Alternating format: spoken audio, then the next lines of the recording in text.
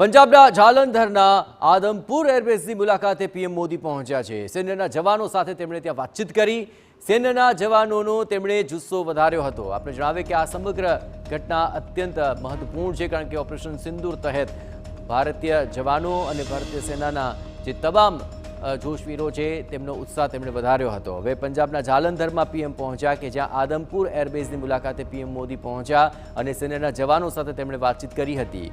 તેમણે દેશને કરેલા સંબોધનમાં પણ સેનાના જવાનોનો આભાર પણ માન્યો, તેમનો જુસ્સો પણ વધાર્યો અને ગર્વ પણ મહેસૂસ કર્યો હતો, કારણ કે આખું ઓપરેશન સિંદૂર તેમાં જવાનોના જુસ્સાને કારણે અને તેમની અદમ્ય ઉત્સાહ અને કામગીરીને કારણે આ ઓપરેશન સુપેરે પાર પાડવામાં આવ્યું અને દુશ્મનને જડબાતોડ જવાબ આપી શકાયો। આપણે જણાવીએ કે અહીં અલગ અલગ જે તમામ સેનાના જવાનો છે તેનો ઉત્સાહ તેમણે વધાર્યો હતો।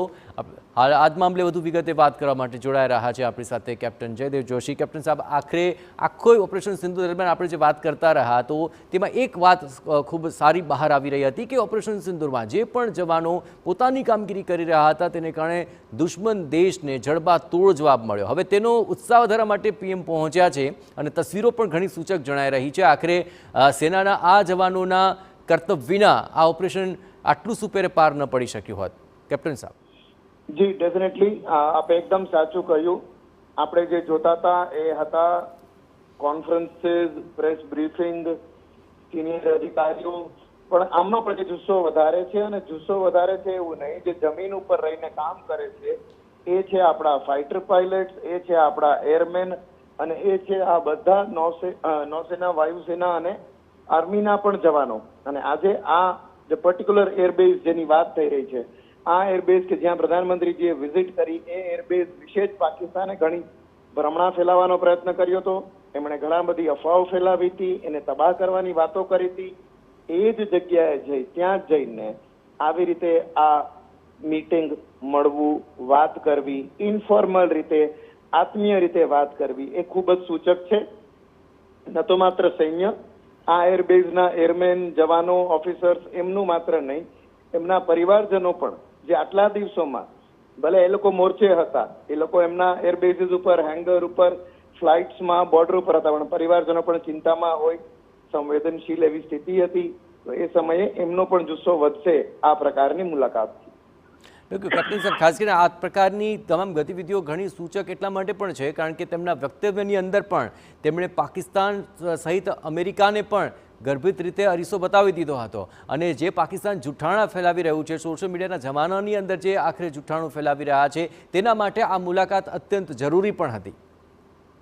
ડેફિનેટલી પાકિસ્તાન દ્વારા પ્રોપોગેટ કરવામાં આવતા દરેક જૂઠાણાને રોકવા માટે આ જરૂરી છે। ને જો આપ જોવો, અત્યારે આપણે જે તસવીરો જોઈ રહ્યા છીએ, પ્રધાનમંત્રીજી જે રીતે ઇન્ફોર્મલી પણ મળી રહ્યા છે, વાતચીત કરી રહ્યા છે, આમાં બધા જ અલગ અલગ બ્રાન્ચીસના, એરફોર્સની અલગ અલગ બ્રાન્ચીસના જે છે સૈનિકો, એરમેન, અધિકારીઓ એ દ્રષ્ટિગોચર થઈ રહ્યા છે અને આ લોકોના ચહેરા ઉપરનું ખુમારી, એ સ્મિત અને ખુશી જે છે એ વ્યક્ત કરે છે કે અહીંયા પાકિસ્તાન દ્વારા કહેવામાં આવેલ એમના ખોટા જે જૂઠાણાઓ છે એ પ્રકારનું કંઈ નહીં, અહીંયા તો જીતનો, વિજયનો ઉત્સાહ છે। કેપ્ટન સાહેબ, ખાસ કરીને જે તમામ પ્રમાણો આપ્યા હતા કે પહેલાં સ્ટ્રાઇક પહેલાંના તસવીરો કેવી હતી ને ત્યારબાદની કેવી તસવીરો છે, એના પરથી એટલો તો ખ્યાલ આવી ગયો કે પાકિસ્તાનમાં ભયંકર તબાહી આખરે આપણી ભારતીય સેનાએ મચાવી, પરંતુ ઓપરેશન સિંદૂર આ સ્થગિત છે, પૂર્ણ નથી થયું। હજુ પણ જો કોઈ હરકત પાકિસ્તાન દ્વારા કરવામાં આવશે તો આખરે સેનાના જવાનો તેનો જડબાતોડ જવાબ આપી શકે તેના માટે એક છૂટો દોર પણ આપી દેવાયો છે। આખરે એ જ કદાચ તમામ ગતિવિધિઓને કારણે સેનાના જવાનોની જે બોડી લેંગ્વેજ છે એ આપને કેવી લાગી રહી છે?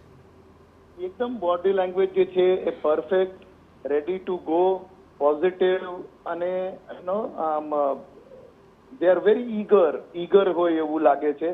અને જે ડિપ્લોયમેન્ટની વાત કરીએ આપણે તો ખાલી સ્થગિત છે આ ઓપરેશન સિંદૂર અને રોક નથી લગાવવામાં આવી, એટલે જે ડિપ્લોયમેન્ટ છે, ડિપ્લોયમેન્ટ એટલે તૈનાતી, એ ઇન્ડિયન આર્મ્ડ ફોર્સીસનું, એરફોર્સનું પણ સામાન્ય સ્થિતિમાં અને આવી સંવેદન અને તંગ સ્થિતિમાં અલગ જ હોય છે।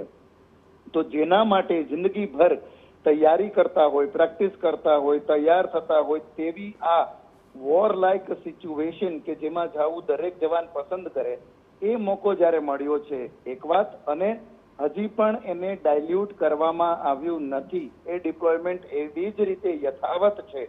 એ એગ્રેસિવ પોસ્ચર લઈને હજી પણ આપણે ત્યાં આપણા આસમાનને ગાર્ડ કરવાના છીએ તેવો ક્લિયર સંદેશ એરફોર્સને છે. બિલકુલ.